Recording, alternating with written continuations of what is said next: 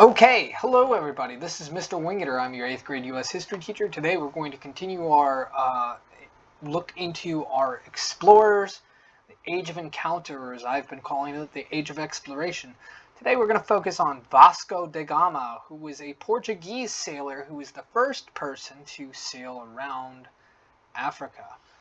You can see da Gama here is number 7. It's the green trade route and that's what we're going to be looking at. So without further ado, once again, I'm getting a little bit of help here from PBS Education, who will take it away shortly here.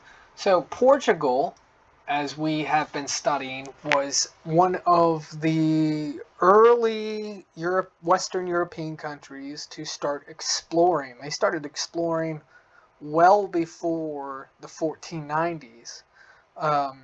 They set up a school of navigation. It was a college. It was university style type of education where these sailors would learn navigation. They would learn about trade winds. They would learn about how currents work in the deep ocean, and that's what gave them the knowledge necessary to successfully sail out there on the ocean. And prior to sort of the end of the medieval era and into the Renaissance era, people didn't do that. And so really Portugal was the first Western European country to really kick things off. And so let's take a look at what PBS has to say about our explorer today, Vasco da Gama. By the late 15th century, in order to bypass the long and treacherous overland Silk Road, Europeans endeavored to find a sea route to the spices and other luxuries of Asia. In 1497, the Portuguese navigator Vasco da Gama was the first person to sail from Europe to India, establishing a direct route to Asian trade ports for Portugal. Born into a noble Portuguese family around 1460, Vasco da Gama joined the Navy and earned a reputation as a determined navigator by the age of 30. He was so fearless that when the French were disrupting Portuguese shipping, King John II of Portugal sent him to seize French ships as an act of retaliation against the French king. In 1495, King Manuel I inherited the Portuguese throne. He commissioned da Gama to find a sea route from Portugal to India in hopes of controlling trade through the Indian Ocean to Asian ports. At this time, powerful Arab traders enjoyed a monopoly on trade with India and East Asia because they lived along the shores of the Indian Ocean. On July 8, 1497, da Gama departed Portugal with 4 ships. He sailed along the west coast of Africa and successfully rounded the Cape of Good Hope into the Indian Ocean that November. After resting a month in Mozambique, da Gama continued to Mombasa and Malindi in present-day Kenya to establish a Portuguese presence in those East African ports. From there, da Gama crossed the Indian Ocean and on May 20, 1498, reached Calicut, the most important trading center in southern India.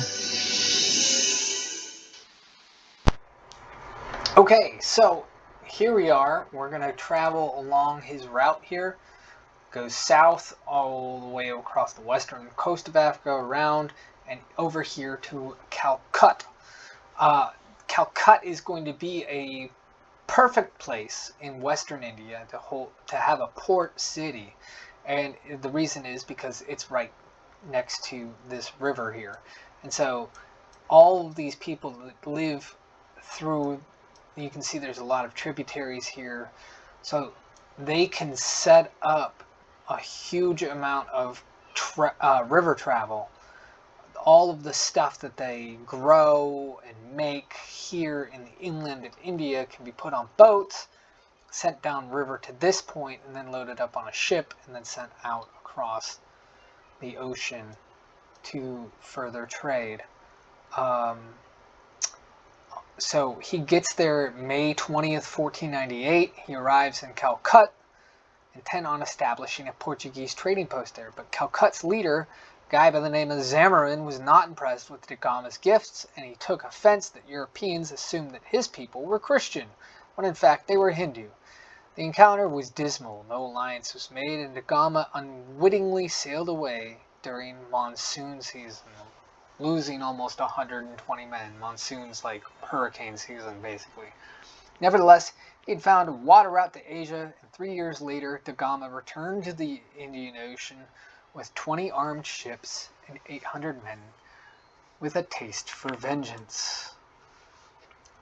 Allying with Zamorin's enemies, the ruler of Cochin, now Kochi, India, Da Gama vanquished Calcutta. He ends up bombing the city.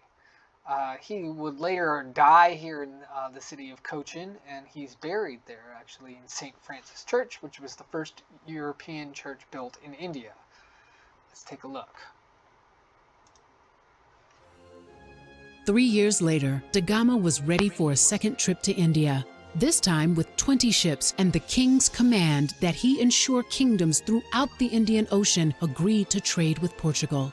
So, Da Gama attacked Arab trade ships, threatened to burn African ports that refused to swear loyalty to King Manuel, and forged alliances with the rulers of Cochin and Goa, Zamorin's enemies in India. Finally, Da Gama bombarded Calcutta itself as revenge for Zamorin's previous rejection. Da Gama returned to Portugal in October of 1503. He was richly rewarded for his efforts and for the next 20 years advised the king on matters pertaining to India. During this time, Portugal established numerous colonies in East Africa and India.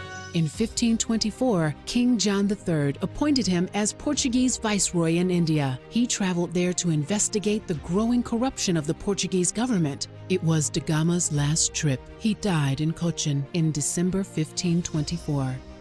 Da Gama's historic voyages from Portugal to India successfully opened the door to Portuguese colonialism in Africa and Asia. Just 2 years after Da Gama reached India, Portugal claimed Brazil in South America, making it the first global empire in history.